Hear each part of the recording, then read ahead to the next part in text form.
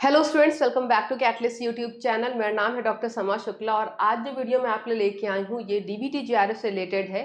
जो last exam में 23 के पेपर में आपका डीबीटी जीआरएफ में जो बायोकेमिस्ट्री के क्वेश्चंस आए थे उनको मैं सॉल्व कराने वाली हूँ। तो आप अगर इस एग्जाम में अपीयर हो रहे हैं और आपके कोई क्वेश्चन बायोकेमिस्ट्री रिलेटेड नहीं सॉल्व हुए तो आप इस वीडियो से हेल्प ले सकते हैं और कॉन्सेप्ट को सीख सकते हैं। जो कंटेंट मैं यूज़ करने वाली हूँ वो आपको कैटलिस्ट की जो थ्योरी की बुक है जिसमें आपको बायोकेमिस्ट्री की unit along with other unit मिल जाएगा, वहाँ से आप कर सकते हैं। और जो एमसीक्यू की बुक है कैटलिस्ट पब्लिकेशन की, उसमें आपको काफ़ी सारे क्वेश्चन डीबीटी जीआरएफ के मिल जाएंगे, जिससे आपको आइडिया लग जाएगा कि किस तरीके के क्वेश्चन आते हैं। ठीक है, तो पहला क्वेश्चन देखते हैं जो आपका अमाइनो एसिड के कॉन्सेप्ट से, पॉलीपेप्टाइड से रिलेटेड दिया गया है, जो बहुत ही फेवरेट टॉपिक है सीएसआईआर का, प्रोटीन केमिस्ट्री का। क्या दिया गया आपको क्वेश्चन में कि what will be the molecular weight of the peptide with sequence ELTTE following its backbone cyclization to cyclic ELTT के molecular weight of respective amino acids आपको दिए गए। ठीक है, तो जो सीक्वेंस है पहले उसको नोट डाउन कर लेते हैं। क्या दिया गया? ELTTE एंड K, और इसके बाद इन्होंने क्या बोला है कि ये तो पॉलीपेप्टाइड है ना। ये पॉलीपेप्टाइड तो जब पेप्टाइड बन जाएगी तो इस तरीके से पेप्टाइड बॉन्ड इनके बीच में बन जाएगा, लेकिन इन्होंने क्या बोला कि ये साइक्लाइज भी हो जा रही है ना। इन्होंने क्या बोला कि जो पॉलीपेप्टाइड है ये साइक्लाइज हो जा रही है। साइक्लाइज हो जाने का मतलब क्या है कि जो टर्मिनल पोजीशन पे रेसिड्यूज हैं वो भी आपस में जुड़ के पेप्टाइड बॉन्ड बना लेंगे। मतलब कुछ ये जो E एंड K वाला अमाइनो एसिड है इसके बीच में भी क्या बन जाएगा? पेप्टाइड बॉन्ड, और तभी हमारी जो ये साइक्लिक स्ट्रक्चर है वो बन जाएगा। अब सिंपल इसमें कॉन्सेप्ट क्या है कि जो आपको अलग अलग अमाइनो एसिड्स के मॉलिक्यूलर वेट दिए गए हैं, पहले उनको यहाँ पर रख लीजिएगा। लाइक अगर हम E की बात करें तो E का molecular weight, E is for glutamic acid, इसका मॉलिक्यूलर वेट गिवन है 147। L का मॉलिक्यूलर वेट गिवन है 131। थ्रियोनिन का गिवन है आपको 119 जो 2 बार प्रेजेंट है इस पेप्टाइड में, और अगेन एक E प्रेजेंट है जिसका मॉलिक्यूलर वेट हो जाएगा 147, और लास्ट में आपको लाइसिन दिया गया है दैट इज 146 है ना। 2 ग्लूटामिक एसिड दिए गए हैं, 2 थ्रियोनिन और एक ल्यूसिन और एक लाइसिन आपको दिया गया है। ठीक है, अब देखिए एक सिंपल सी कॉन्सेप्ट आप पढ़ते हैं कि जब 2 अमाइनो एसिड, लाइक अगर हम E और L की बात करें, जब 2 अमाइनो एसिड आपस में जुड़ते हैं और पेप्टाइड बॉन्ड बनता है तो उसमें कंडेंसेशन की प्रोसेस के दौरान एक वाटर मॉलिक्यूल रिमूव होता है, और जो वाटर मॉलिक्यूल का मॉलिक्यूलर वेट होता है ये 18 होता है। तो कोई 2 अमाइनो एसिड जब आपस में जुड़ के पेप्टाइड बॉन्ड बनाएगा तो उसका जो ओवरऑल मॉलिक्यूलर वेट होगा उसमें से आप क्या करेंगे, इन 2 अमाइनो एसिड्स को सम करने के बाद 18 मॉलिक्यूलर वेट आप जरूर से माइनस करेंगे, तभी आपको टोटल मॉलिक्यूलर वेट मिलेगा। ठीक है, तो अगर अब यहाँ पर हम ध्यान से देखें तो यहाँ पर भी वाटर मॉलिक्यूल का रिमूवल होगा, लेकिन डिपेंडिंग ऑन अमाइनो एसिड से कितने अमाइनो एसिड इस पॉलीपेप्टाइड में कनेक्टेड है। 2 अमाइनो एसिड के बीच एक वाटर मॉलिक्यूल रिमूव होगा अगर पेप्टाइड बॉन्ड बनेगा, तो यहाँ पर देखिएगा कितने वाटर मॉलिक्यूल का रिडक्शन जो है रिमूवल होगा। एक पहला यहाँ से रिलीज होगा 18 का, दूसरा यहाँ से रिलीज होगा है ना, तीसरा यहाँ से रिलीज होगा 18, चौथा यहाँ से रिलीज होगा 18, पांचवा यहाँ से रिलीज होगा वाटर मॉलिक्यूल क्योंकि ये सब पेप्टाइड बॉन्ड बना रहे हैं, एंड जो 6 है वो यहाँ से रिलीज होगा क्योंकि E और K के बीच में बन रहा है पेप्टाइड बॉन्ड है ना। तो जब आप टोटल मॉलिक्यूलर वेट निकालेंगे तो क्या करेंगे, इन सब वैल्यूज को पहले ऐड कर देंगे, जितनी भी वैल्यूज आपको दी गई हैं उन सबको पहले सम कर देते हैं। किसको?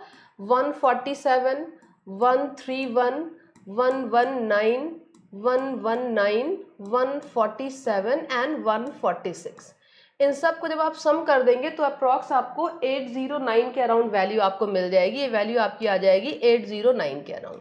ठीक है, अब इस टोटल वैल्यू में से आपको क्या करना होगा, 18 कितने टाइम्स है, 1 टाइम, 2, 3, 4, 5, 6 टाइम्स 18 है, तो 18 इंटू 6 इसमें से आप माइनस कर देंगे। ठीक है, जो अराउंड 108 के आ जाएगा।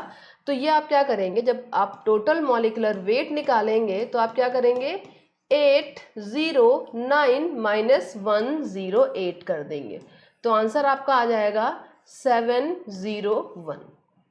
ठीक है, आंसर आपका आ जाएगा 701 जो ऑप्शन सी है आपका। ठीक है, तो इस तरीके से इस क्वेश्चन को आपको सॉल्व करना है। जितने भी गिवन अमाइनो एसिड्स हैं उनके जो मॉलिक्यूलर वेट है उनको लिखना है, उनको ऐड कर लेना, और जितने टाइम्स ये वाटर मॉलिक्यूल रिमूव हो रहा है उतने टाइम्स आपको मल्टीप्लाई करके 18 वाले रेसिड्यू से, है ना, माइनस करके इस वैल्यू को पता कर लेना है। तो ये बहुत कॉमनली आस्क्ड क्वेश्चन है, पहले भी आपके डीबीटी एग्जाम में पूछा गया है। तो आंसर आपका हो जाएगा ऑप्शन सी। आते हैं नेक्स्ट क्वेश्चन पे, विच of the following enzyme is not involve in protein folding. कई सारे एंजाइम्स होते हैं जो प्रोटीन फोल्डिंग के प्रोसेस में इन्वॉल्व होते हैं। जब प्रोटीन एंडोप्लाज्मिक रेटिकुलम के ल्यूमेन में जाता है, जहाँ पर कई तरीके के मॉडिफिकेशंस होते हैं, along with disulphide bond formation, proper protein की फोल्डिंग होती है, सब यूनिट की असेंबली होती है, तो उसमें जो प्रोटीन फोल्डिंग का फिनोमिनन होता है उसमें कुछ इंपॉर्टेंट एंजाइम्स इन्वॉल्व होते हैं, जिसमें आपको ग्रोईएस का नाम मिलता है। प्रोटीन डाइसल्फाइड आइसोमरेजेस मिलते हैं जो डाइसल्फाइड बॉन्ड सही से बने इस चीज को इंश्योर करते हैं। उसके अलावा peptidyl prolyl cis trans isomerase मिलता है जो प्रोलीन के सिस ट्रांसफॉर्म के कन्वर्जन में इंपॉर्टेंट रोल प्ले करता है, ये भी प्रोटीन फोल्डिंग में इन्वॉल्व होता है। लेकिन जो प्रोटीन फोल्डिंग में नहीं इन्वॉल्व होता है वो आपका पेप्टिडोग्लाइकन ट्रांसफरेज नाम का एंजाइम है। तो ये इनकरेक्ट हो गया क्योंकि ये भी इन्वॉल्व है, ये भी इनकरेक्ट हो गया क्योंकि ये भी इन्वॉल्व है, और ये भी इनकरेक्ट हो गया क्योंकि ये भी इन्वॉल्व है। इन्होंने क्या पूछा है, not involve in protein folding. So this peptidoglycan ट्रांसपेप्टाइडेज is not involve in the process of protein folding. ठीक है, ये भी बहुत कॉमनली रिपीटेड मतलब बहुत कॉमनली आस्क्ड क्वेश्चन है, CSIR DBT सब में रिपीट होता है। ठीक है, तो option D is right answer. Coming to third question, जिससे रिलेटेड कुछ इन्फो मैंने डाली है, ऑल्दो ये सारी इन्फो आपको मिल जाएगी कैटलिस्ट पब्लिकेशन की थियरी बुक में। मैंने यहाँ पर डेफिनेशन डाली कि किसी को नोट डाउन करना हो तो आप कर सकते हैं। ये बहुत ही कॉमनली आस्क्ड कॉन्सेप्ट्स है, चाहे वो एनोमर हो, एपीमर हो, स्टीरियोमर्स हो, या डाइस्टीरियोमर्स हो, या आपके इनैंशियोमर्स हो।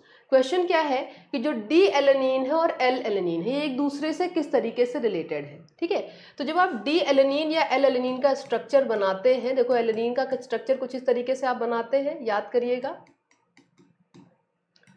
है ना, कुछ इस तरीके का स्ट्रक्चर आप एलेनिन का बनाते हैं, डी एलेनिन और एल एलेनिन का, जिसमें कि कार्बोक्सिलिक ग्रुप और हाइड्रोजन NH3 और बॉटम पे क्या होता है, एलेनिन में CH3 ग्रुप होता है।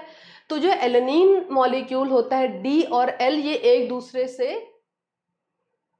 दूसरे के मिरर इमेजेस होते हैं, तो इनको हम क्या बोलते हैं, इनैंशियोमर्स बोलते हैं। ठीक है, एपीमर्स वो कार्बोहाइड्रेट मॉलिक्यूल्स के लिए आप यूज करते हैं जिसमें कि सिंगल कार्बन के अराउंड डिफरेंसेस होते हैं। डाइस्टीरियोमर्स की अगर हम बात करें तो ये ऐसे स्टीरियो आइसोमर्स होते हैं जो जिनमें मतलब जो सुपर इम्पोजेबल मिरर इमेजेस नहीं बनाते हैं। एनोमर्स भी आपके इस कैटेगरी में नहीं आते हैं।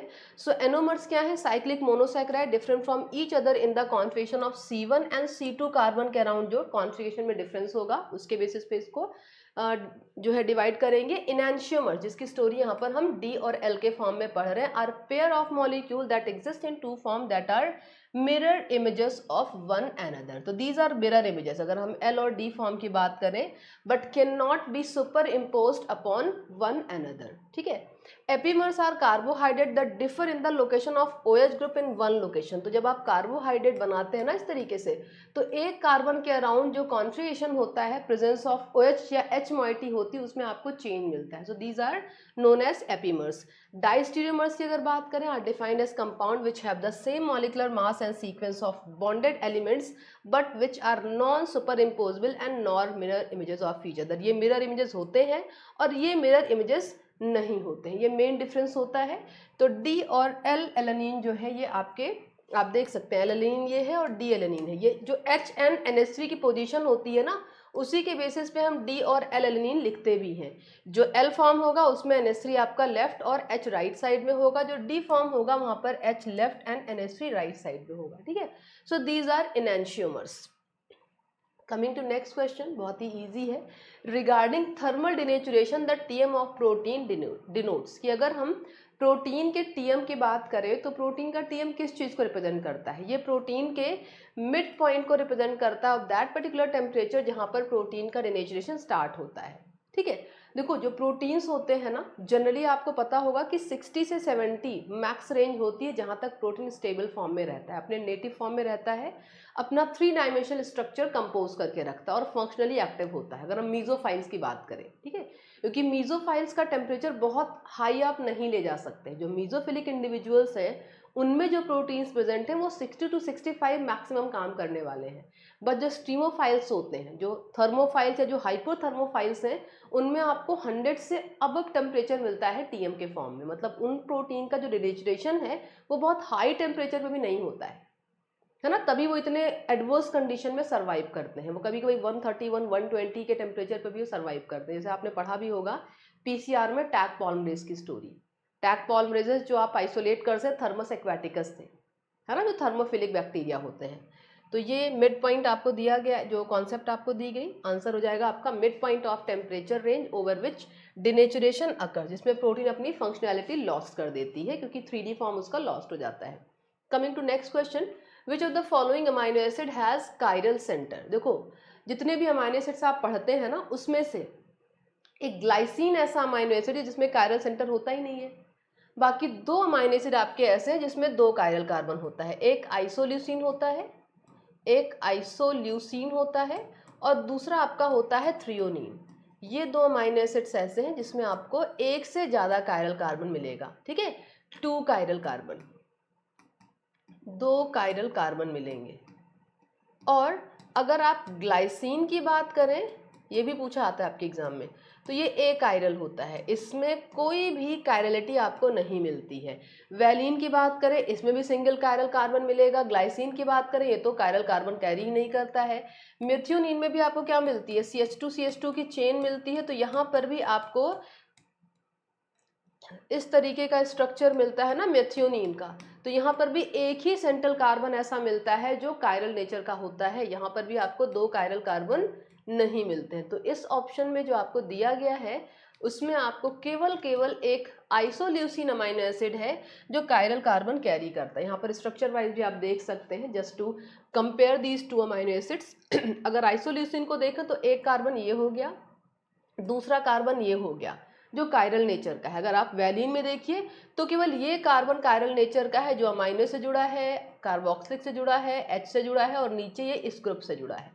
आई होप कायरल कार्बन की डेफिनेशन सभी को पता है कि अगर किसी भी कार्बन की जो चारों वैलेंसी हैं वो अलग अलग मॉलिक्यूल से सेटिस्फाई हो रही हैं तो ऐसे कार्बन को हम कायरल कार्बन बोलते हैं, ठीक है।